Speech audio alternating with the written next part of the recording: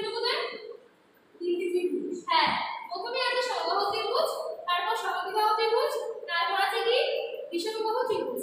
আচ্ছা, যে ত্রিভুজে তিনটি বাহু সমান তাকে বলা হয় সমবাহু ত্রিভুজ, আর যে ত্রিভুজে দুটি বাহু সমান ও একটি বাহু অসমান তাকে বলা হয় সমদ্বিবাহু ত্রিভুজ।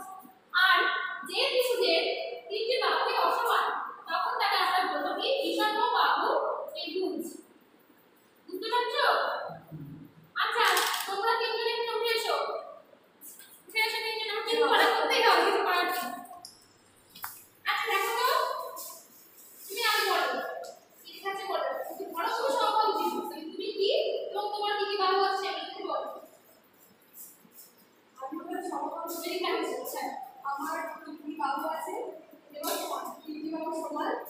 ঠিক আছে দেখো। আর তুমি এসো।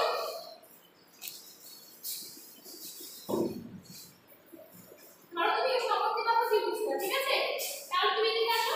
এখানে তুমি কি ত্রিভুজ বলো এবং তোমার যে বৈশিষ্ট্য কেন তুমি সমদ্বিবাহু ত্রিভুজ সেটাও বলো। সমদ্বিবাহু ত্রিভুজ আমি সমদ্বিবাহু ত্রিভুজ কারণ দুটি বাহু সমান।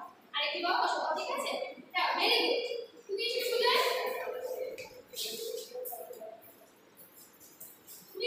তুমি কি হচ্ছে ত্রিভুজ সেটা বলো।